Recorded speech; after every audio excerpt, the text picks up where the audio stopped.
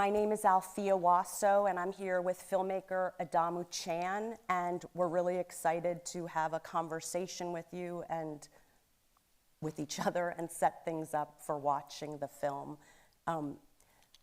So one thing that would be so interesting to hear is how you came to make this film and just your journey from observing other people making films in this context to becoming a filmmaker and how the project evolved.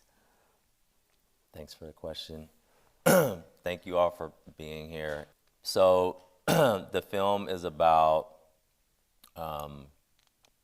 my time being incarcerated at San Quentin and being a part of a media team there that was making films inside of a prison, and probably maybe the only people, definitely the only people in California, maybe the only people in the nation, maybe the only people in the world from inside of a prison that had access to film cameras.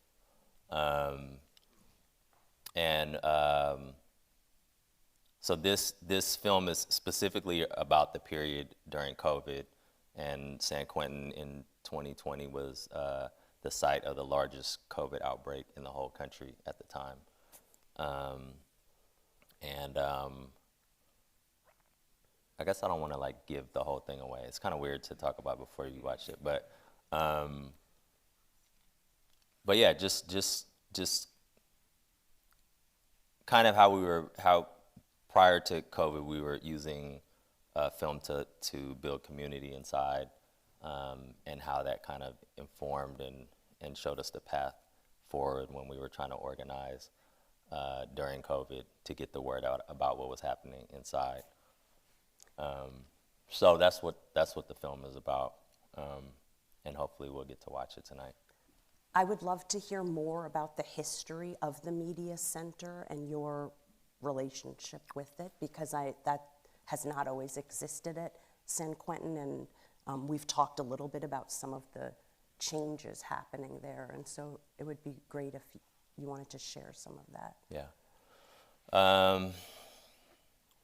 So the Media Center was a great opportunity for me personally. It's the reason why I'm here, the reason why I was able to make this film, and was a unique opportunity for any person who's incarcerated inside of a prison. But I also feel like there is a lot of contradictions with these type of programs that happen inside of prisons, because I was really only one of like 5 people that had access to cameras. And I think as California is rolling out its model of its California model, its model of rehabilitation, I think for a lot of us that were inside of the Media Center, some of the conflicting feelings that we had about it was that we were, in fact, doing PR for the state, that we were this small minority of people inside that were doing the work of showcasing like all of the opportunities that the state was providing, when actually they were only providing it to like a small number of people. I think for a lot of us, we saw that both as an opportunity, but also as a responsibility, that like we had this platform, and we had this privilege inside. And so in the beginning, what we started with was we started doing this television show that went on the closed circuit TV inside of the prison. And one of the things that we were focused on was giving people a platform to tell their stories, or whatever they wanted to do, if it was poetry or if they wanted to like talk about their families or whatever they wanted to express, talk about things that they were doing around the prison, as a way to communicate with other people and across the prison. And then eventually we had this opportunity to do this television show that went to all 36 prisons in California. And I think a lot of us started seeing it as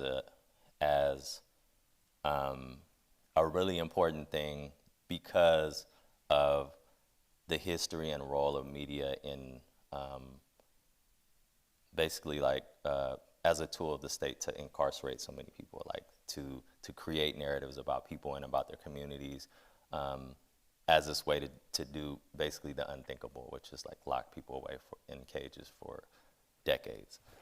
And that it was so important to people for them to be able to see themselves like represented by their peers, to see themselves like on television, to see themselves like represented in media in ways that was not about them being monsters, was not about them, but being represented as like normal people, right? With things that they wanted to say, whatever it might be. And I just felt like that work was hugely important. And people who would come from other prisons would tell us, like, I was so inspired. I was in a prison that was way far, way out in the middle of nowhere, and I saw this thing on TV, and I saw you, and I felt like you were speaking to me. And I saw these videos that y'all were making about the people that were in this community here in San Quentin, and it inspired me to do something more or think about or expand my mind or whatever. And when I got out in 2020, I think I wanted to take that with me and try to, what was the next thing that I was going to do besides that, and that's what led to this film. So it's so interesting what you're talking about with the creation of the work, the collaboration in the media center, then it being screened at San Quentin, and the expansion across the state. Can you talk a little bit about how are people viewing the film? Is it individually, what kind of screening situations? Like, how are people watching the works that are circulating or being screened in the different state prisons? Because I'm not sure how that media is. Okay, so within San Quentin, there's a closed circuit television system. People have their own individual TVs inside of their cells, and they can turn it to a channel. And so it's just the channel. Right. Okay. And it's helpful. it's playing programming that's some of it is educational, some of it's this or that, and we had a slot in there where we were like running our television show. That's really helpful to imagine. Yeah. Another thing that would be interesting to hear more about is just how the project evolved from when you were incarcerated to being released, and just over time through different conversations, collaborations, work with other artists or other organizers, just how the project evolved. And I have to, because we haven't screened it yet, I just want to say how beautiful and stunning the film is, and share that with you, and just how grateful I am that you're here and to be in conversation. Thank you. Appreciate that. And thank you all for staying. Thank you. I wish I could make this like more entertaining or something. No, you don't have to. We just want to hear your thoughts.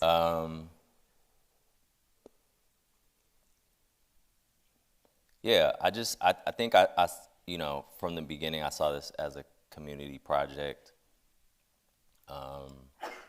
and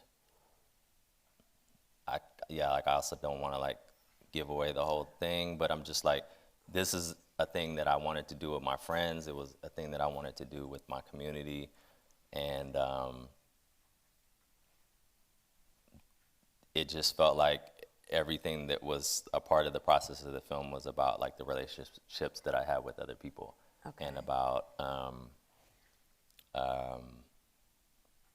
and that's kind of like what guided it. So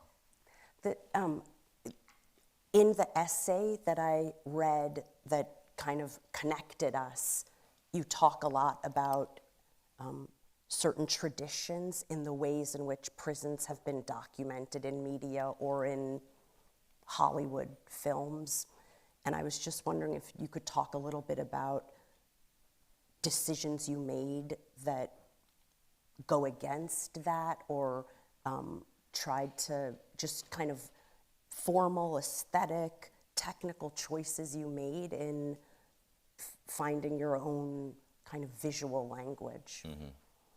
I think this is a really interesting question to talk about after y'all see the film, but I think that if I can just address it generally, I think that like being on the other side of representation in this, like, I guess this dynamic or whatever, I think that traditionally folks who have been incarcerated don't have voice, and there's a whole like logic around that, around what people have done, why they've been stigmatized, why they should be silenced, what they deserve, etc. And I think that I just wanted to do something that was counter to everything else that was traditionally out there. There's like a certain formula for, I mean, the worst of the worst is like true crime stuff, and I know people love that stuff, but it's like, it's very harmful. I can't understate that.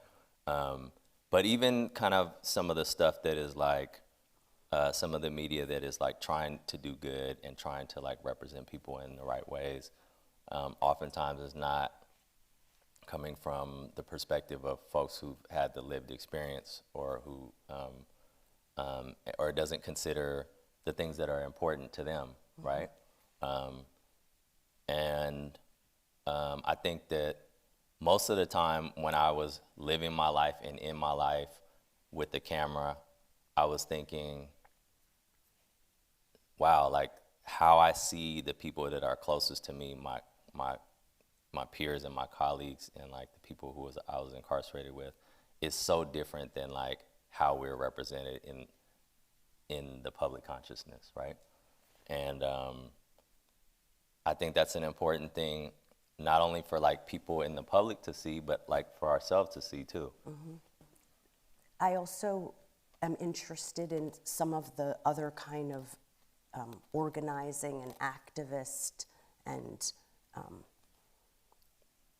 like participation in work you've done. For example, when you went to Norway, and kind of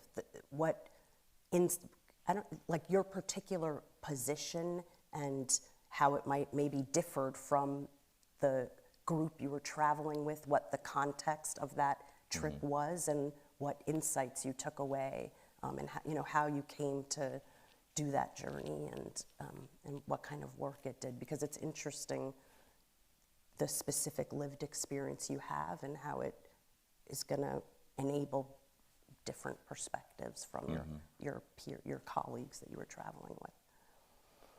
Yeah, I went to Norway in, I think it was 22, and I went with a delegation of public health scholars, people, and visited the prison system out there.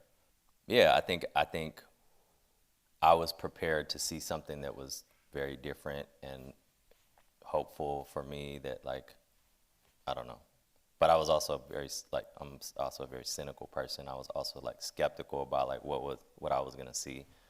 And I think while I was there, it confirmed what I believe, which is that like I don't think that like prisons like belong in any society. And even the best prison that our world has to offer still to me felt like a failed system. And Norway was not like the way that it's portrayed in the media. It was much like California. I mean, it's a different society. It's not a society where like there is like this huge population of people who don't like have their basic needs met. It's not that type of society, but yet and still like the prison is like a dumping ground for people that the society does not want or like feel like is normative. And so I felt like that was a failing. I felt like for me, when I went there, I was like, this isn't the perfect society. It's a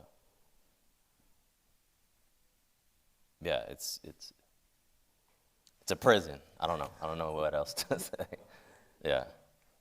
I also would be interested in the essay that I shared with students in my graduate seminar.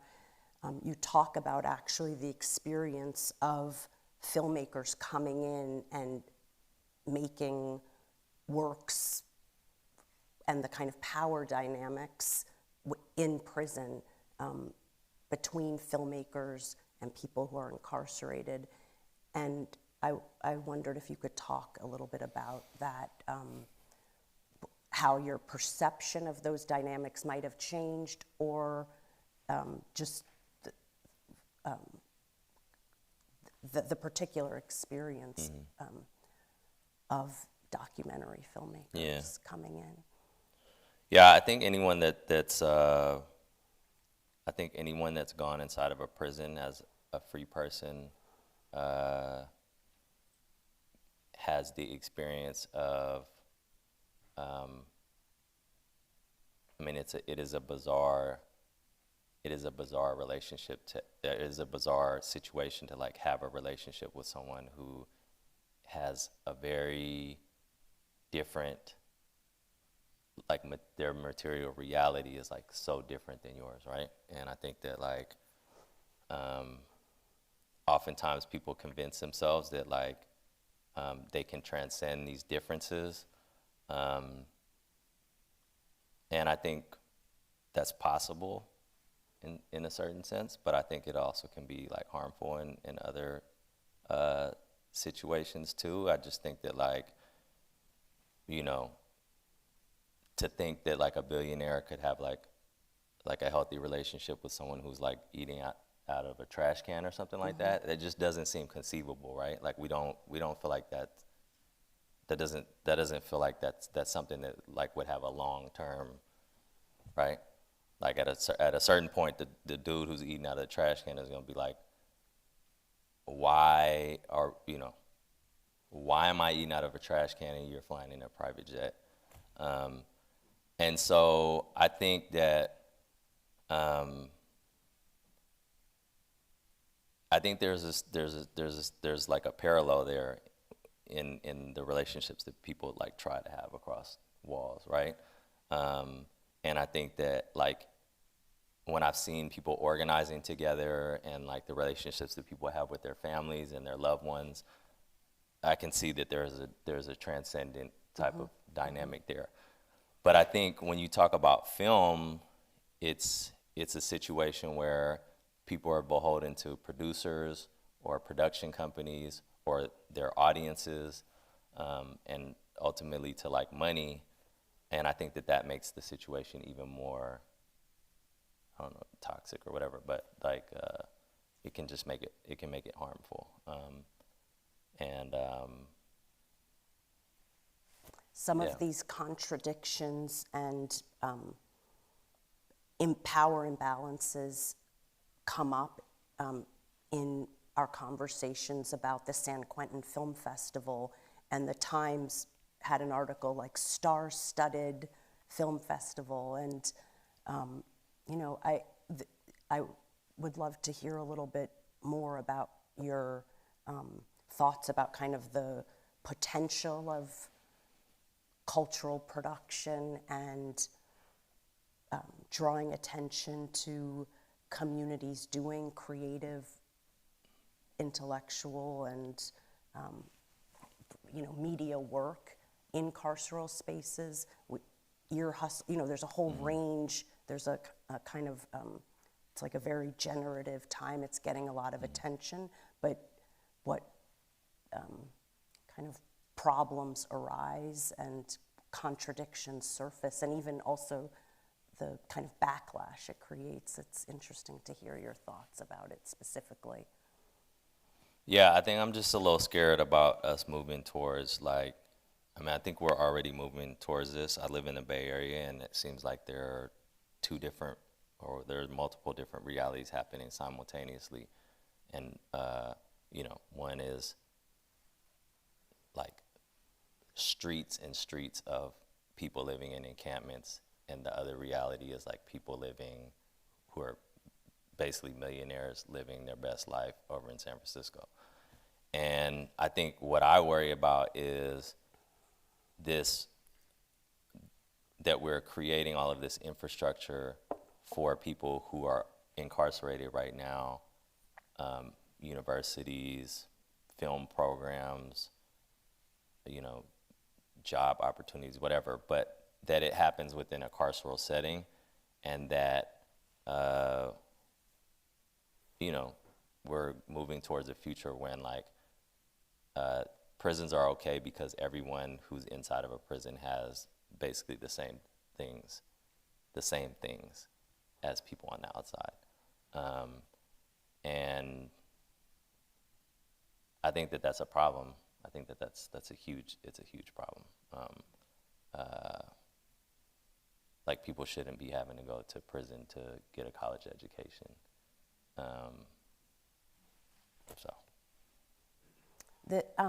Or to experience their first film festival or whatever. Yeah. The question of just the celebrity participation, and I'd be interested to hear more about. There is a dramatic increase in funding and attention to critical work that it questions the prison, and I just wonder how what you're talking about of all of this, all the services, and I think the Times article was there's 3,000 different people going in each month with programs in San Quentin. They changed the name of San Quentin State Prison under Newsom to San Quentin Rehabilitation Center. And it's just interesting at a moment when there's increased demands to question the future of prison as the answer to so many social problems that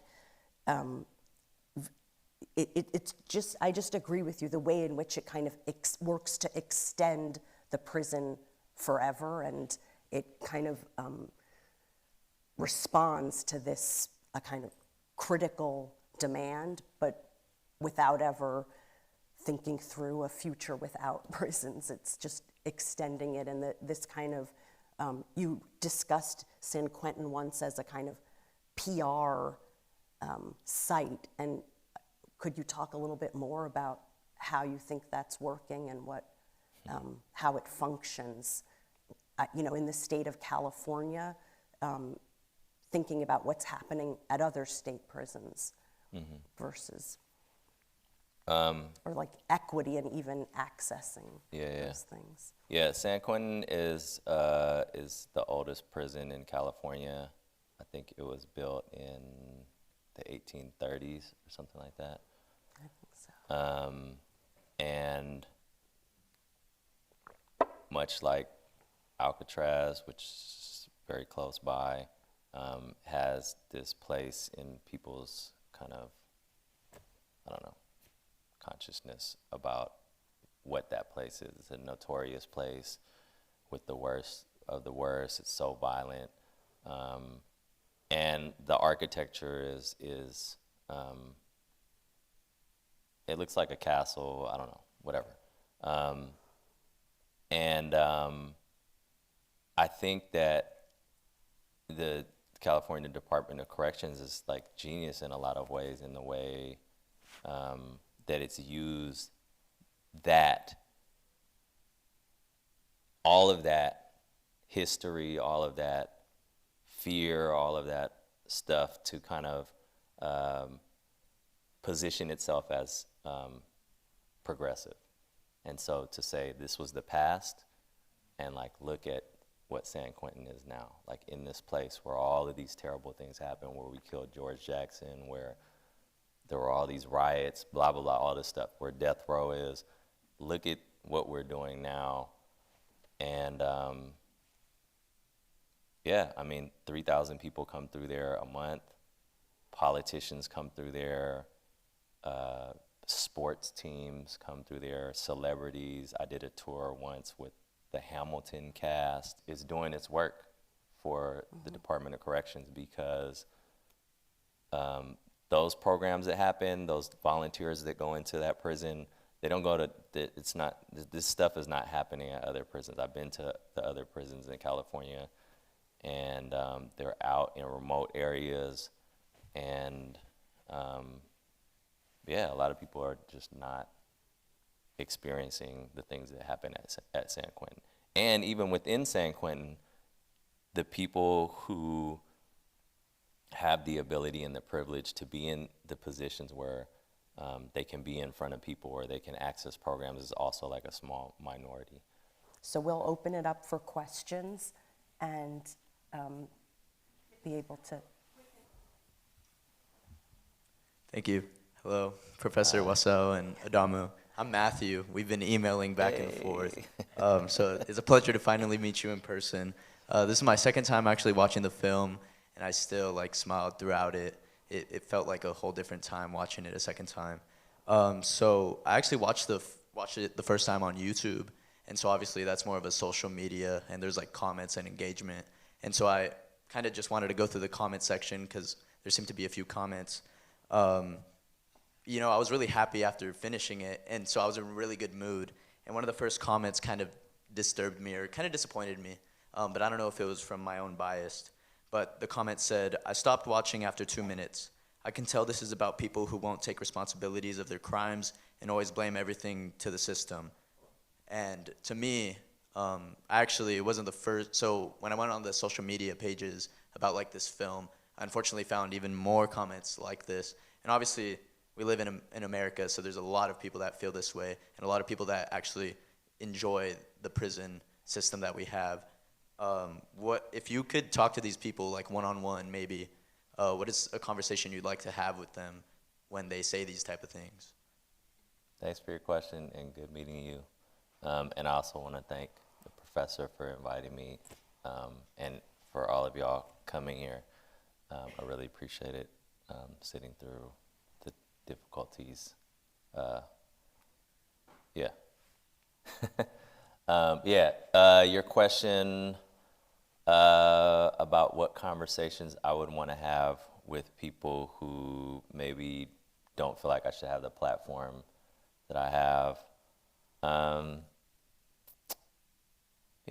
don't know. I mean, I think that like social media in some ways is the antithesis of like having a real conversation anyways. So, I don't know. I mean, I also feel like I'm not sure that I should have this platform. I think that if we lived in I'm trying to do something to benefit other folks too, you know? I think at times I also feel like there are other people that should be speaking. Like I shouldn't be speaking. I mean, I'm like 4 years away from being incarcerated now, and I don't know if I'm like the person that should be speaking about it always. Or not that I am, but I'm just saying like, I don't necessarily know if I should have the platform. I think the other piece of it about, which is this conversation around like whether or not people who have like harmed their communities or harmed other people should even be speaking at all, and they should be like shut away and isolated, is a very complicated conversation because I obviously understand like people who've been harmed. And I think that like 100% of the people that I met when I was in prison were harmed before they ever harmed anyone. And they were, and so I think they know that too.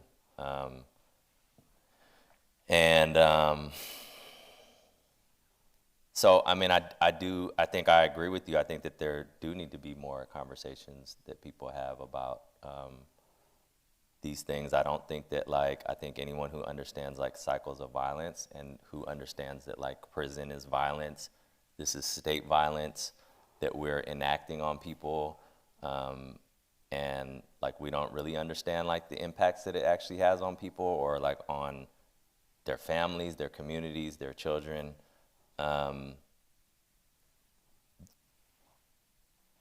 You know, like, I don't think that this is, like, actually, like, we're actually solving anything here. We're not, like, fixing violence by causing more violence. So yeah, I mean, I don't know how that conversation goes. I think it's an ongoing conversation. I think it's a conversation that we're trying to have publicly, and part of the conversation is happening through incarcerating people. And I don't think that that's the proper way to have that conversation. So I'm trying a different method. And, you know, art has always been a way of, I think out of, you know, what I feel like is this ideological space about arguing about politics and different points of view or whatnot. I think that creating something that reflects something that's, like, very human about people's experience, and that, like, human beings, wherever you go all over the earth, are doing very human things regardless of the circumstances that they're in, I feel like is universal for me. Everywhere I go, I'm just like, oh, people are just people, even if, like, people are saying they're monsters or they're whatever.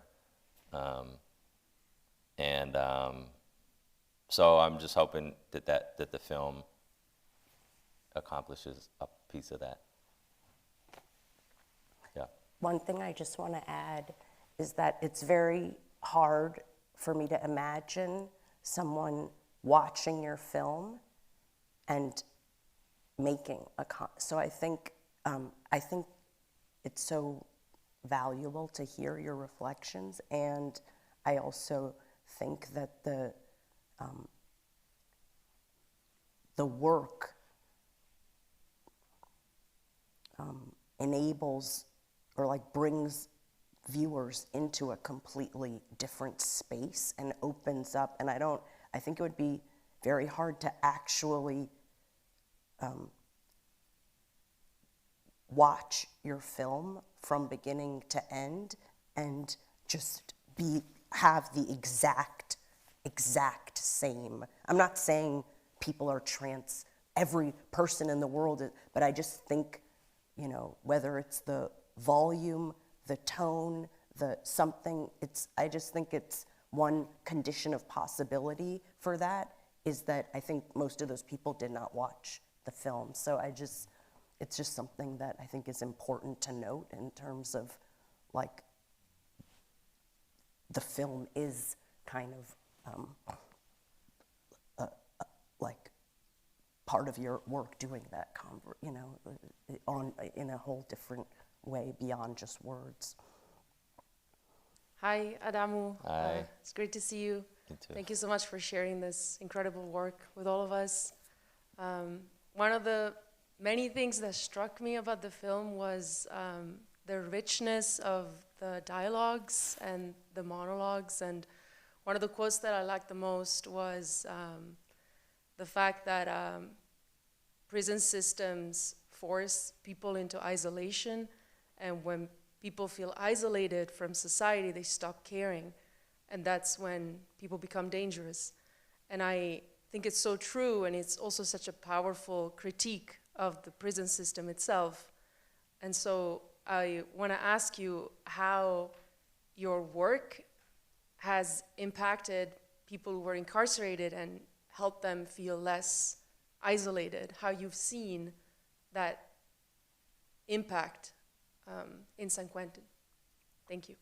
So one of the reasons why, this was one of your questions earlier, one of the reasons why I was really hyper-focused on when we were in this stage of distribution for the film, trying to get it on PBS was so that people across the country could watch it inside.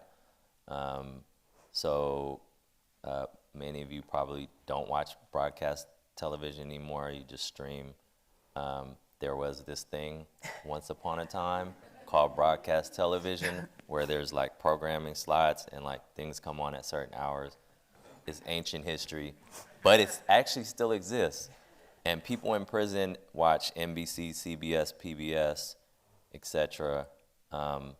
And PBS still has this broadcast platform, even though they're like really focused on trying to push out their streaming stuff.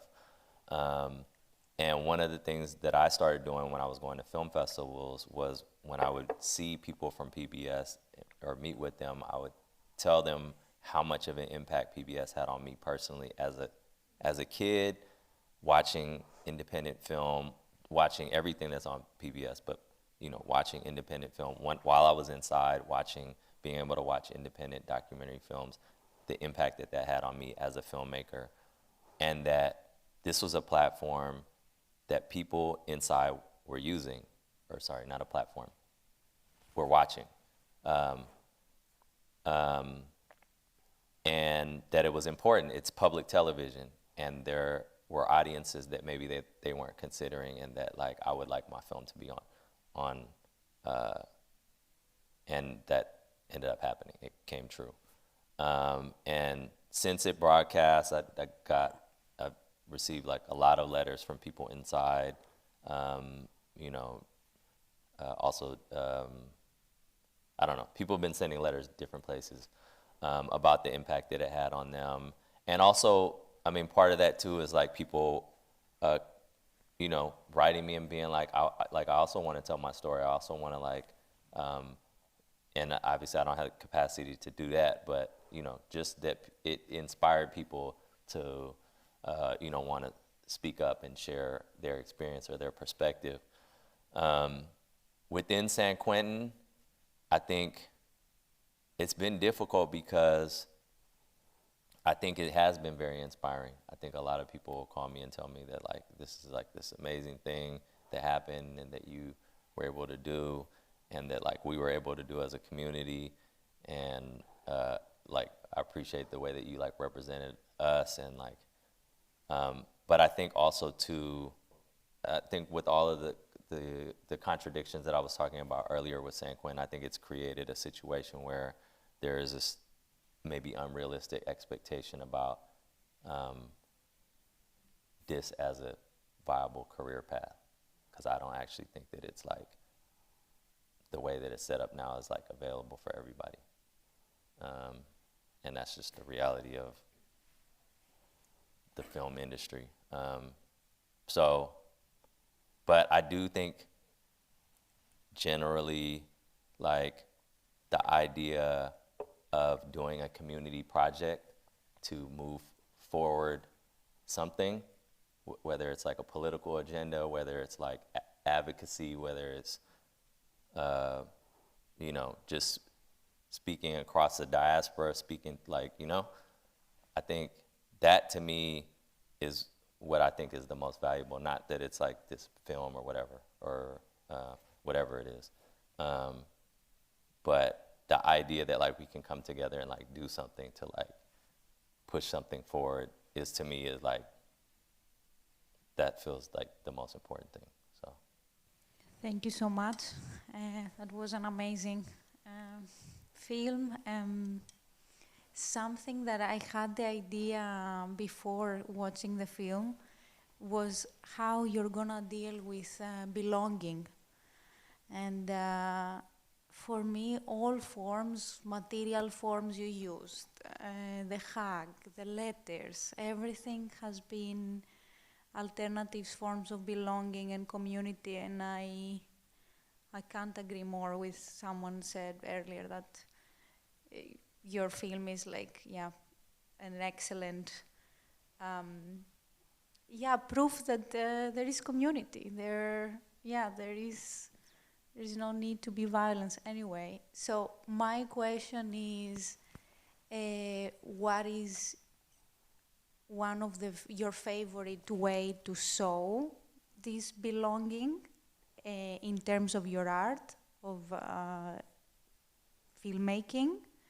and also how do you feel yourself as a person, not only as an artist, belonging, the where do you belong most, or yeah, in the ideal way.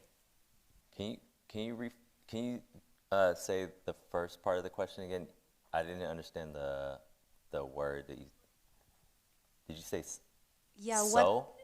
what are your show. favorite Or memes? show. Okay, show. Sorry. Show, yeah, I'm not No, it's not okay. a native speaker. I thought you were like speaking in metaphor. Oh, Like yeah, I thought you sewing. were talking about sewing. Yeah, could be. This is a hard question for me. I mean, I think, you know, I really have a deep curiosity for people and their lives, and just like talking to people, and so I think my way of like expressing belonging, I guess is your question, is like to show interest in people and to show interest in their lives, no matter who they are or wherever. I think I'm very like curious about people and very curious about. I just have a really deep curiosity for people, and like I think universally, I always think about like the people who people say bad things about, you know, and wonder like why they're being like silenced or whatever, right? Like excluded. And then I don't remember the other part of your question. What was the second part? So, where do you feel? I think you answered both. Okay, cool.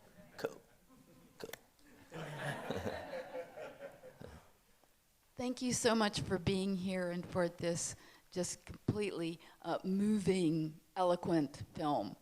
I'm intrigued by something you said earlier about how much you disliked and thought it was really harmful true crime dramas, because they are so hugely popular now.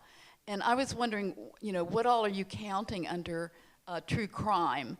And just say a few of the things that you think is really harmful about our getting our impressions through true crime dramas. Yeah, thanks for your question.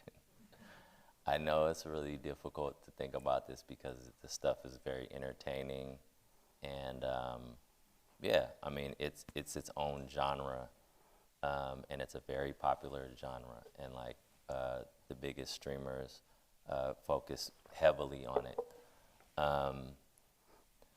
I think that when I think about the way that it kind of like, I mean, first of all, it like inspires like this fear, right? That there are these like people out there that are like preying on people, and who are like solely focused on like harming and violating people, is, I think, a dangerous thing for, I mean, honestly, like people who are criminalized in this country.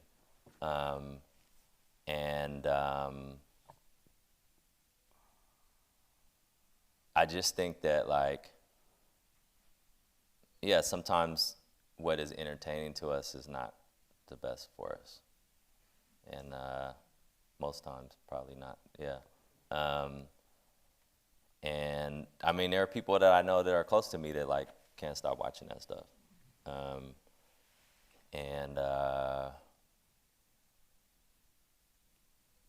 I don't know what more to say about it. I mean, I don't really like have anything off the top of my head, but I just, I just think, I feel like it's harmful. I think there are people who are trying to like organize to like get it out of,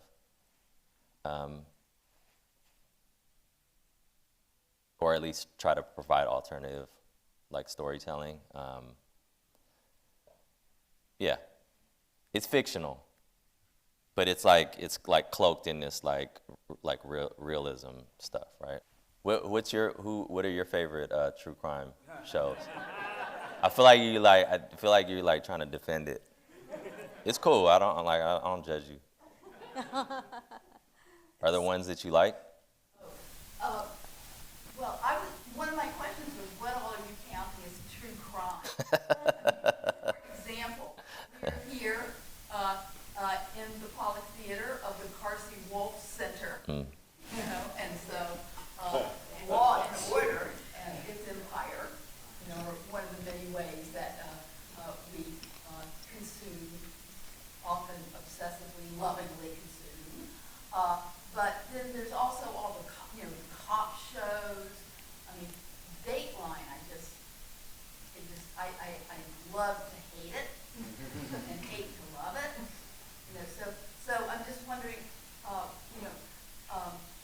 but I think you already said something very that really resonated about what you don't like about it. It gives people the impression that there are people out there who just live to go and commit crimes and do bad things, and that there are predators out there everywhere, and that we as people should always be thinking that we're surrounded by these evil people who are only intent on hurting us.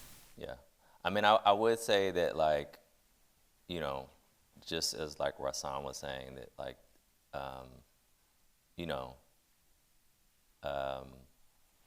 we live in a society that like isolates a lot of people for a lot of different reasons, based on their race, based on like their like class, whatever, and that produces violence. Like, these people are experiencing the violence of like lack of belonging or like exclusion or isolation, and are responding to that.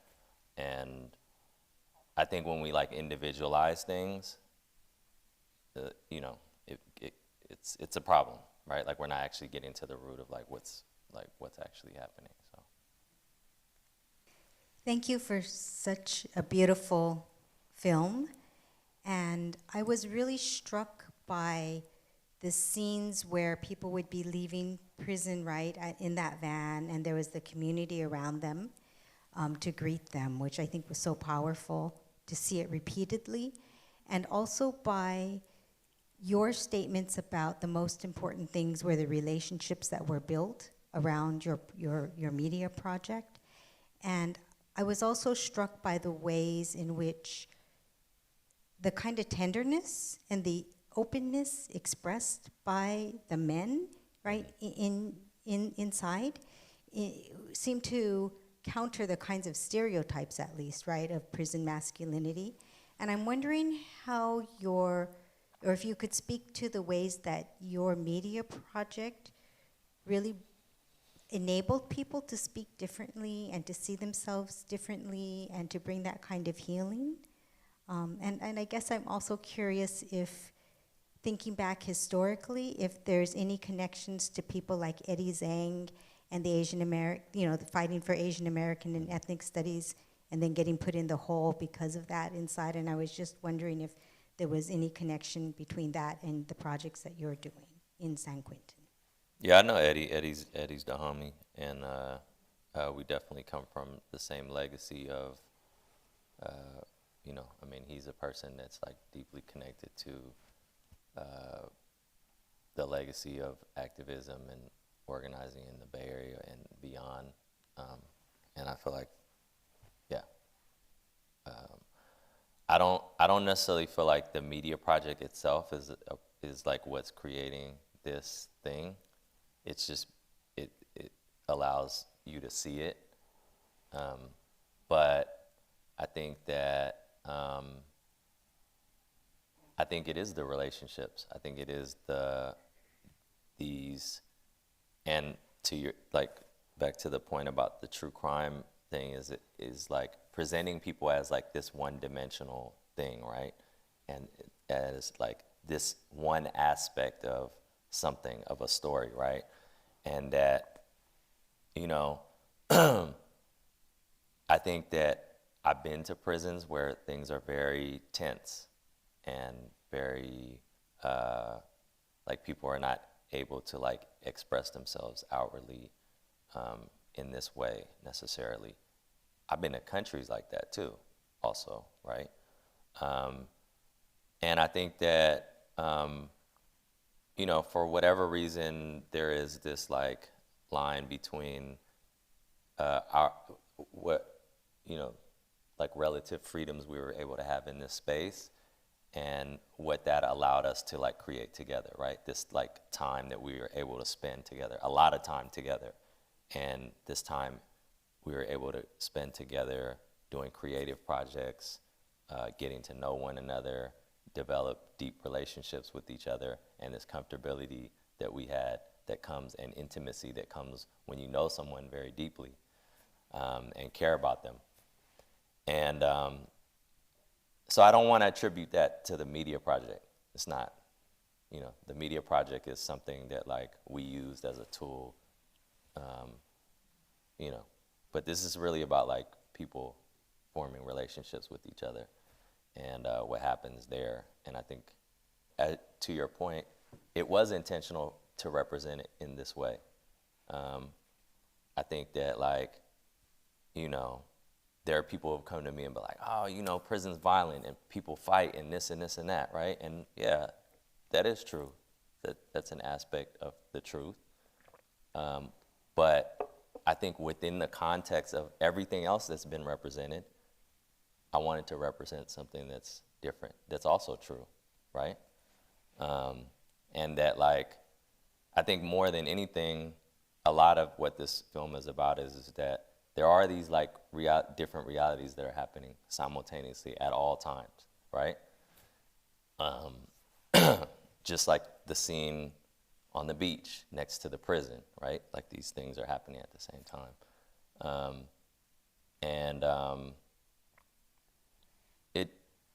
It's like a questioning of like what truth is and like what your perspective is and like where your vantage point is and where you're seeing things from. And so thanks for your question. Yeah. Yeah, I just want to say thank you so much for making such a thought-provoking and moving and deep film. Thank you so much for coming. I know you're working on another film right now, so I hope you'll come back and screen it and we can talk more about all the future films you're going to make and with your community and on your own. Thank you so much. Thank you. Thank you.